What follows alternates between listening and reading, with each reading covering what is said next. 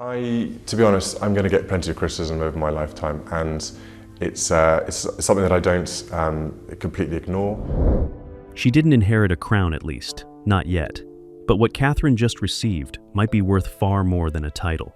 For decades, Queen Elizabeth quietly built a private collection, so carefully guarded that even the most senior royals were kept at a distance. But in a sudden move that has stunned palace insiders, the Princess of Wales has been granted full, unprecedented access. The burning question isn't what is hidden inside this vault, but why Catherine? Why not Queen Camilla?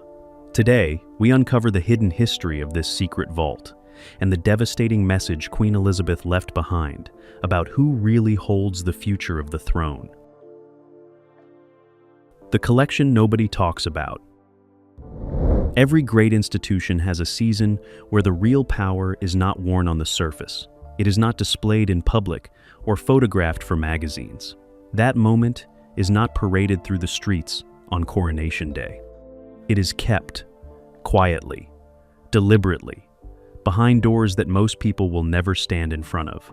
For decades, Queen Elizabeth II maintained something that the world only ever caught glimpses of, a private collection so vast and layered with history.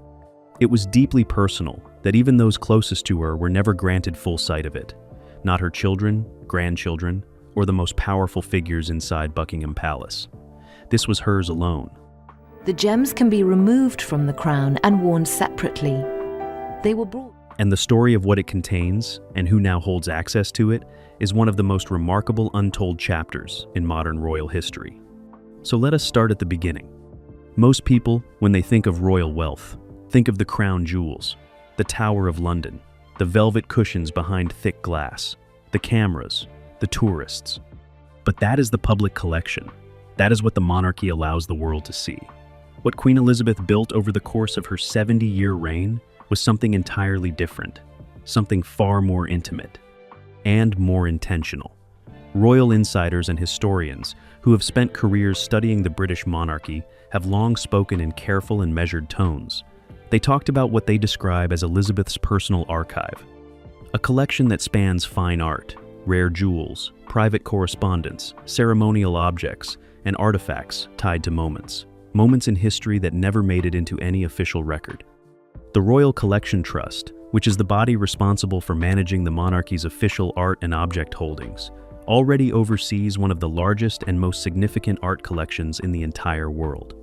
Over 30,000 paintings, 500,000 prints and drawings, works by Rembrandt, Vermeer, Leonardo da Vinci, and Canaletto. But Elizabeth's personal collection existed alongside that, separate from it, governed by different rules, accessible to a far smaller circle. Think of it this way. The Royal Collection Trust is the museum. What Elizabeth kept privately was the room behind the museum that the public never enters. The room where the most personal, irreplaceable, and emotionally loaded pieces were stored. And for most of her reign, that room had one key holder. It would be a mistake to assume that access to Elizabeth's private holdings was simply a matter of rank. Rank meant very little here. Senior royals, including those with decades of service and unimpeachable standing within the firm, operated under a clear and quietly enforced understanding. There were areas of the Queen's personal world that were simply not open for discussion, not for inspection, inheritance planning, or casual inquiry. Those who worked closely with the palace in an official capacity have described Elizabeth as someone who maintained an almost architectural sense of personal boundaries. She was warm and gracious. She was beloved by nearly everyone who served her directly, but she was also deeply private in ways that even her closest family members sometimes found difficult to discover. Her personal correspondence alone is the subject of ongoing historical debate. Letters exchanged between Elizabeth and figures like prime ministers, foreign heads of state, and members of her own family remain sealed. Some are expected to remain sealed for decades to come. The Royal Archives at Windsor Castle hold materials that no living person outside a tiny inner circle has ever seen. Her private jewel collection tells a similar story. While the world tracked the tiaras and the brooches worn at state banquets, the Queen did something else. She possessed pieces that were never photographed publicly. Gifts from Philip, pieces inherited from Queen Mary. Items with provenance stretching back through generations of British royal history that were considered too personal, items seen as too freighted with meaning, to ever become part of any public display. These were not assets, they were memories made physical, and Elizabeth protected them accordingly. This is where the story becomes genuinely interesting, because it was not only outsiders who were kept at a careful distance from Elizabeth's most personal holdings. Royal observers have noted over the years that even within the family, the distribution of Elizabeth's private favor was never equal, never automatic, never based simply on bloodline or proximity. Princess Margaret was Elizabeth's own sister, and perhaps the person who knew her longest and most intimately. She operated in a world that was always slightly adjacent to her sister's inner sanctum rather than inside it. The two women were close, but Elizabeth maintained a separateness that even Margaret explored carefully. Diana, though famous, never gained the kind of quiet institutional trust that Elizabeth reserved for a very specific type of person. Diana was beloved. She was magnetic. She transformed the monarchy's relationship with the public in ways that are still being felt today. But she and Elizabeth moved through fundamentally different emotional registers. The warmth between them was real. The distance was also real. And then there was Meghan. Whatever the full truth of what happened between Meghan Markle and the institution she married into, one thing became clear in the years following her departure with Harry. The inner circle Elizabeth had spent decades quietly defining did not include her. This was never announced. Nothing in the palace ever is. But the decisions Elizabeth made in her final years, including the woman she was seen mentoring most visibly, and the woman she placed beside her at moments of symbolic public significance, told a story of their own. That woman was Catherine. And the collection Elizabeth left in her care is only the most recent confirmation of something that had been building for a very long time. The question is how it started, and how Catherine became the one person Elizabeth trusted with all of it. That is exactly where we are going next. Why Catherine? The long road to trust. Nobody hands a queen's legacy to someone by accident. Every decision Elizabeth made in her final years was deliberate, measured. It carried the weight of someone who had spent 7 decades studying what the monarchy needed to survive. So when the signals started emerging that Catherine was being positioned differently, noticeably from every other royal woman of her generation, the people paying close attention understood something important. This was not sentiment. This was strategy. Let us go back, because the version of Catherine that the world celebrates today, polished, assured, future queen consort, did not arrive fully formed. She was built, slowly, through years of quiet endurance that most people severely underestimate. When Catherine Middleton married Prince William in April 2011, she walked into one of the most scrutinized institutions on the planet, with no royal blood, no inherited title, and no roadmap. The press had spent years dissecting her before the wedding even happened. Her family background was examined. Her mother was mocked. Her patience in waiting for William was turned into a tabloid narrative that stripped her of dignity on a near-weekly basis. She smiled through it and said nothing. That restraint was noted, not by the public, press, or Elizabeth. Elizabeth herself had spent the earliest years of her reign learning that the crown demanded a specific kind of emotional discipline.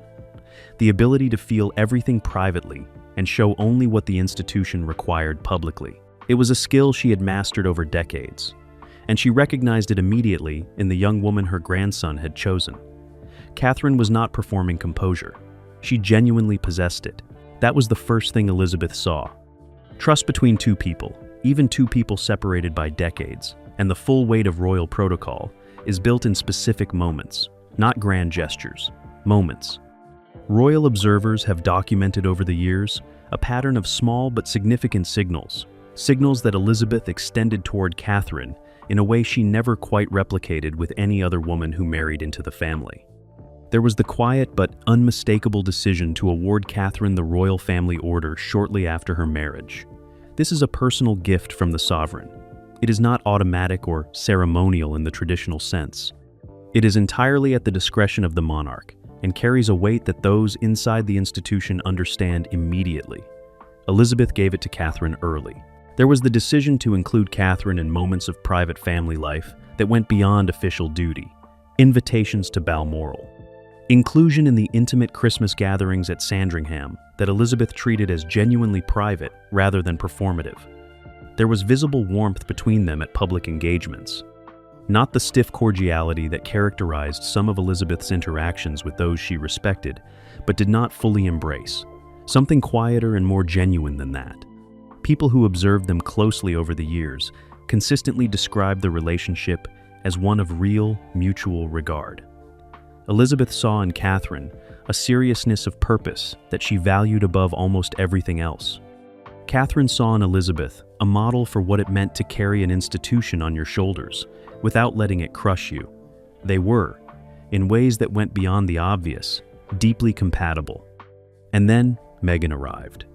And everything that had been quietly building between Elizabeth and Catherine suddenly came into much sharper focus. It would be too simple to frame this as a competition, too reductive and tabloid. But it would also be dishonest to pretend that the contrast between Catherine and Meghan did not clarify something inside the institution that might otherwise have taken much longer to become visible. Meghan Markle brought qualities to the royal family that were genuinely valuable. She was charismatic and globally connected. She brought a perspective and a presence that the monarchy had never had before. But she and the institution were, from very early on, fundamentally misaligned, not because of who she was, but because of what she expected the institution to be and what the institution expected of her. The royal family operates on a principle of service above self that is not metaphorical. It is structural. It requires a specific kind of surrender that has nothing to do with talent, intelligence, or even willingness. It requires the ability to make yourself smaller than the crown, consistently, indefinitely, without public acknowledgement. Meghan found that impossible, perhaps understandably so. Catherine had already been doing it for years, without anyone fully noticing, and Elizabeth noticed. The quiet repositioning that followed Meghan and Harry's departure was never announced, but it was real. Resources shifted, access deepened. The institutional embrace that Catherine had been earning incrementally for over a decade became something more formal and permanent. The collection is part of that permanence. There is a layer to this story that does not get enough attention, because Catherine gaining access to Elizabeth's most personal collection did not happen in a vacuum. It required a decision by the current monarch, and it required Charles. And Charles's relationship with Catherine is its own complicated chapter. They are not naturally close in the way that William and Catherine are close with the late Queen. Charles is a man of strong private opinions and a lengthy institutional memory. He has his own ideas about the monarchy's future, his own aesthetic and sense of what the crown should preserve and what it should release. For him to have facilitated, or at minimum permitted, Catherine's access to Elizabeth's private collection tells us something important. It tells us that whatever private reservations Charles may carry about the pace or the nature of the monarchy's evolution, he understands that Catherine is no longer simply William's wife. She is the future. And the collection she now holds access to is not merely a personal inheritance. It is a transfer of symbolic authority that even Charles, with all his complexity and his careful institutional instincts, recognized as necessary. The monarchy does not move quickly. It does not make grand declarations about its internal power structures, but it moves, always, in the direction it needs to survive. And right now, every signal coming from inside the firm points in the same direction, toward Catherine. The question that nobody has fully answered yet is what exactly she has now been given access to. What is inside that collection that makes this moment so significant? What did Elizabeth keep? What did she protect? And what does it mean that Catherine is now the one holding all of it? That is where we are going next. And trust me, the contents of this collection are far more extraordinary than anyone has publicly acknowledged. What's inside the crown jewels nobody has seen? There is a difference between wealth and meaning. Most people understand wealth. Numbers on a page, valuations from auction houses, estimates from historians who have spent careers calculating what objects are worth in monetary terms. Meaning is harder. Meaning is what happens when an object carries the weight of a life lived at the center of history. When it absorbs decades of private grief, joy, and decisions that the world never got to see. What Elizabeth kept in her personal collection was not simply valuable. It was loaded with meaning in a way that makes the monetary figures almost secondary. Almost. Because the monetary figures are also extraordinary. And Catherine now has access to all of it. Begin with the jewels, because the jewels are where the story becomes genuinely staggering. The public knows the tiaras, the girls of Great Britain and Ireland tiara that Catherine has worn on multiple occasions. The Cambridge Lover's Knot tiara that Diana made iconic and Catherine has since reclaimed as her own. The Grand Kokoshnik tiara, the pieces that appear at state banquets and diplomatic receptions. They get photographed from every angle by every royal correspondent in the world. Those are the visible pieces, the institutional jewelry. What Elizabeth kept privately is a different category entirely. Royal historians who have been granted limited access to records surrounding Elizabeth's personal estate have described a collection of private jewels that spans centuries of acquisition. Pieces that were never registered as part of the official royal collection. They were pieces that Elizabeth inherited personally rather than as sovereign. Pieces that were given to her by Philip across 70 years of marriage in moments that were never intended for public consumption. Philip was, by many accounts, a deeply thoughtful and private gift giver. His public persona was sharp, occasionally abrasive, and famously impatient with ceremony. But those who knew him closely described a man who expressed his deepest feelings through objects rather than words. The pieces he chose for Elizabeth over the decades were not chosen for their public impact. They were chosen for what they communicated privately between two people who had built an entire life together, largely behind closed doors. Several of these pieces have never been photographed, never been publicly documented. Their existence is known only through references in private correspondence, and in the accounts of a small number of individuals who were present at specific moments in Elizabeth and Philip's private life. These are not simply jewels. They are the physical record of a marriage that lasted 7 decades and shaped the course of a nation, and Catherine now has access to them. But the jewels are only one layer of what Elizabeth kept. Perhaps the most historically significant component of her private collection is the correspondence. Elizabeth was a prolific and disciplined letter writer throughout her reign. She wrote to prime ministers and foreign heads of state.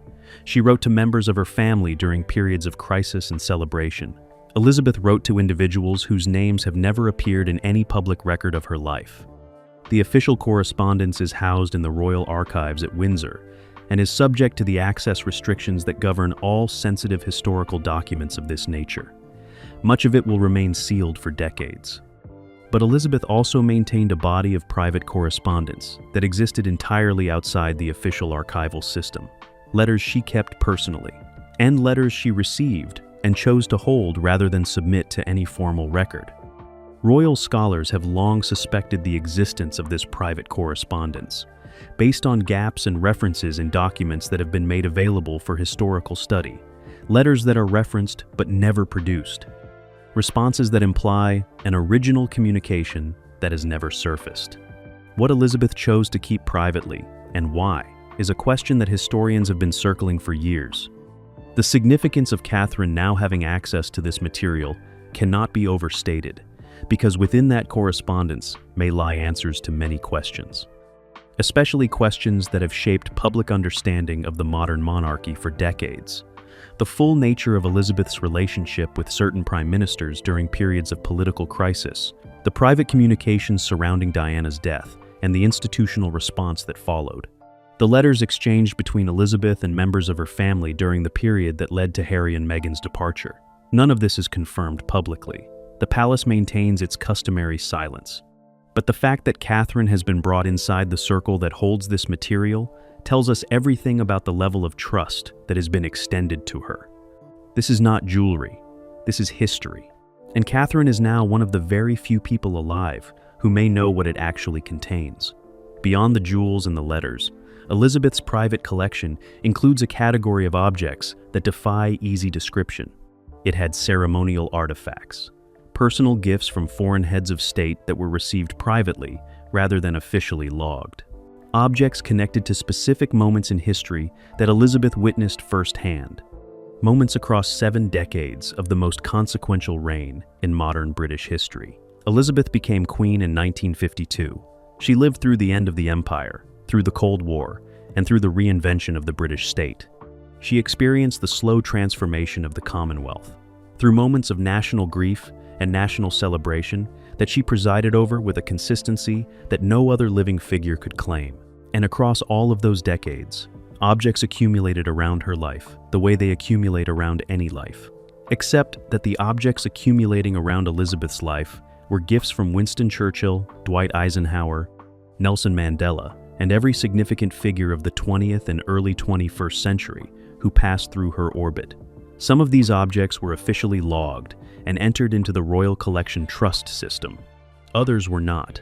The ones that were not are the ones that now form part of what Catherine has been given access to. One item in particular has caused significant quiet discussion among the small number of royal historians who have been made aware of its existence, a handwritten document dating from the mid-20th century. It was bearing signatures that, if the accounts of those who have seen it are accurate, would constitute one of the most remarkable primary historical documents to emerge from the private records of the British monarchy in living memory.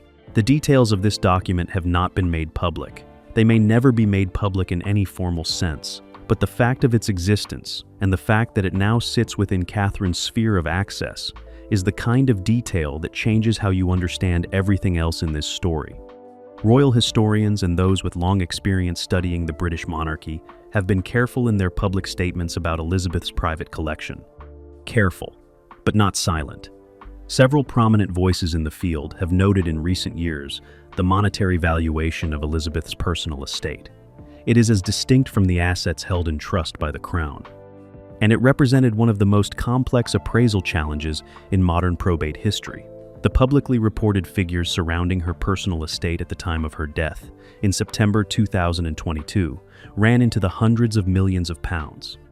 But those with deeper knowledge of what her personal collection contained have consistently suggested the true valuation. They accounted for items whose existence was not publicly known, would place the figure considerably higher. Considerably, the symbolic value is harder still to calculate, because what Elizabeth accumulated across her reign was not simply wealth, it was institutional memory made physical. The collected objects of a life spent at the center of history, and all of it, the monetary value and the symbolic weight together, now sits within reach of one woman. The woman Elizabeth chose, the woman the institution has moved, with quiet but unmistakable deliberateness, into a position of extraordinary trust. Catherine.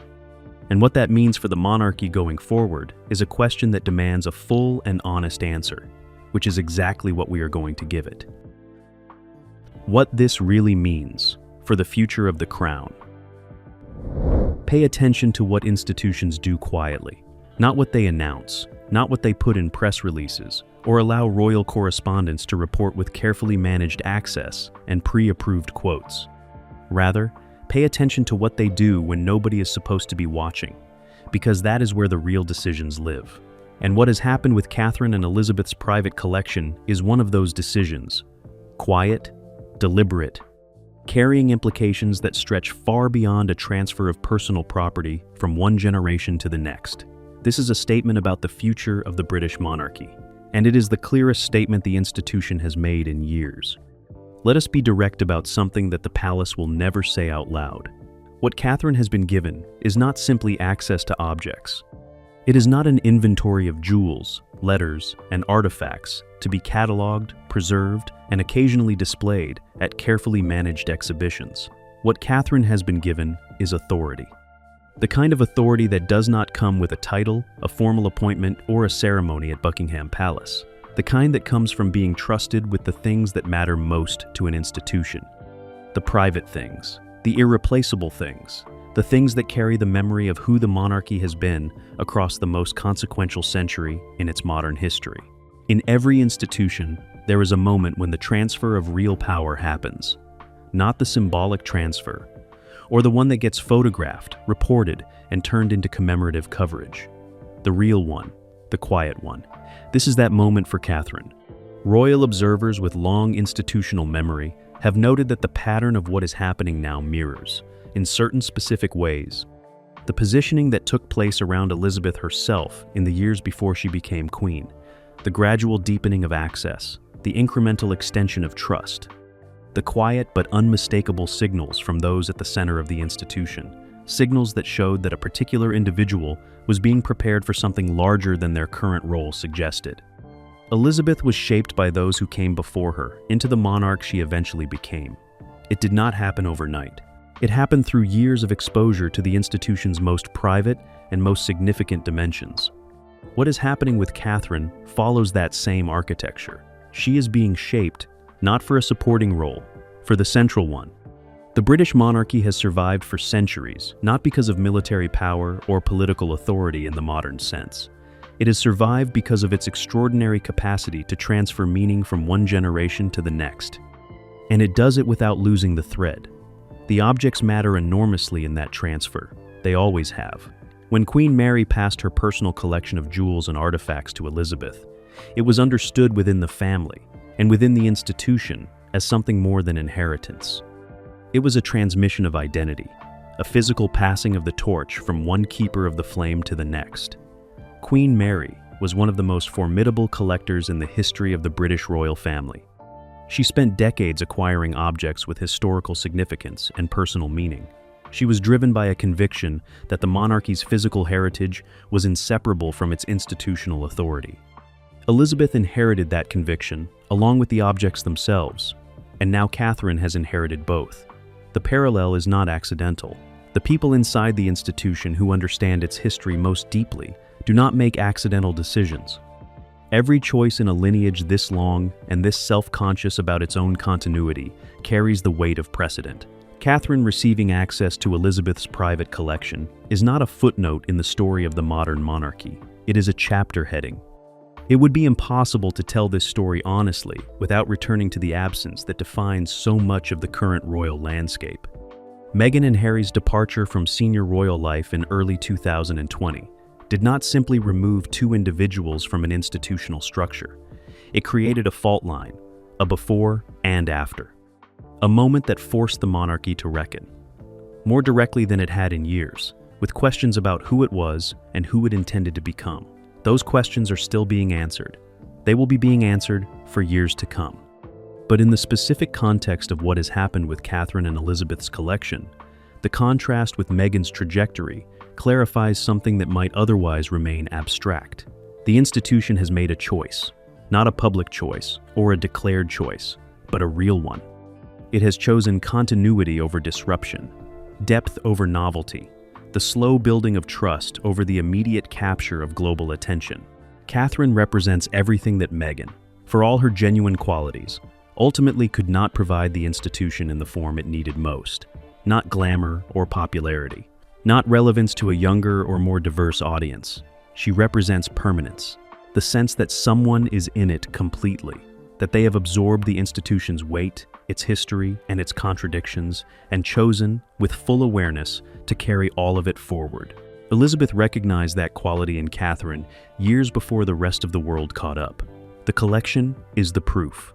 There is one more layer to examine before this story can be told completely: William. Because Catherine's growing institutional authority does not exist independently of her husband. It exists within a marriage that is itself one of the monarchy's most significant assets. And William's response to what is happening, his understanding of what Catherine now holds and what it means, matters in ways that go beyond the personal. Those close to the Wales household have consistently described William and Catherine as a genuinely collaborative partnership, not performative. It was not the managed appearance of unity that characterized certain earlier royal marriages. Real collaboration, real shared purpose. William understands, perhaps better than anyone alive, what it means to carry the weight of the institution from birth. He grew up inside it and lost his mother to its pressures and failures in the most devastating possible way. He has spent his entire adult life negotiating his relationship with a structure that he did not choose but cannot leave. And he has watched Catherine enter that same structure voluntarily. He watched her embrace it in ways that have consistently surprised even those who knew her best before she became royal. There is something in William's relationship with Catherine that echoes, in its quiet solidity, the partnership that Elizabeth and Philip built across 7 decades. Two people who understood that what they were doing together was larger than either of them individually, who built their private life as a foundation for an enormously public one, who chose each other not simply out of love but out of a shared recognition of what the work required. William's support for Catherine's deepening institutional role is not simply spousal loyalty. It is the recognition of a partner who is ready, who has always been ready, and who is now, with the keys to Elizabeth's most private collection in hand, beginning to show the world exactly what that readiness looks like in practice.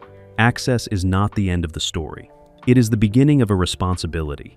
And the question of what Catherine will actually do with what she has been given is one that royal insiders are watching with genuine interest. There are those who believe that the collection, or significant portions of it, will eventually be made more accessible to historians and the public. They believe that Catherine will find ways to bring parts of Elizabeth's private world into view, in a manner that serves both the institution and the historical record. Her work with the Royal Photographic Society and her long-standing engagement with questions of memory, legacy, and documentation reveals something. It reveals an individual who understands the power of making the private visible at the right moment and in the right way. There are others who believe that certain elements of the collection will remain sealed for the foreseeable future. They believe that the letters in particular, given their potential to reshape public understanding of events that are still politically and emotionally raw, will be protected rather than released. That Catherine's role as keeper of those materials is precisely that, a keeper, not a publisher. Both of these things can be true simultaneously. The collection contains multitudes, and Catherine's stewardship of it will likely be as layered and as carefully calibrated as everything else she has done since the day she walked into the most scrutinized family on the planet and quietly began making herself indispensable to it. Here is the truth that this entire story has been building toward. What happened when Catherine gained access to Queen Elizabeth's most valuable collection was not a transfer of property, it was a coronation. Not the kind with robes, orbs, and the weight of a golden crown lowered onto a bowed head in Westminster Abbey. The other kind, the kind that happens in private, the kind that the institution reserves for the moments that actually matter. The moments when it decides, with the full weight of its centuries of accumulated judgment, that a particular person is ready to carry its most essential self forward. Elizabeth spent 7 decades building something. Not just a reign or a record of service, a living archive of what the monarchy is at its most private and most true. She chose, with the deliberateness that defined every significant decision of her life, who would hold that archive next. She chose Catherine, and in doing so, she told us something that no official statement, palace press release, or carefully managed royal correspondent briefing could ever say as clearly. She told us who the monarchy trusts with its soul. The answer, it turns out, was there all along. We just had to pay attention to the quiet things. Queen Elizabeth spent 70 years building a legacy that the world thought it understood. It did not. The real legacy was never the crown, never the ceremonies, never the carefully managed image of a monarch who never put a foot wrong in public. The real legacy was this, a collection of the most private and most irreplaceable pieces of a life spent at the center of history, and a decision, made quietly and deliberately, about exactly who would carry it forward. Catherine did not stumble into this moment. She earned it, year by year, decision by decision. In every moment, she chose the institution over herself. Elizabeth saw that, and she acted on it. The question now is simple. What do you think Catherine will do with everything she has been given? Tell us in the comments below. And if this story moved you, share it with someone who needs to hear it.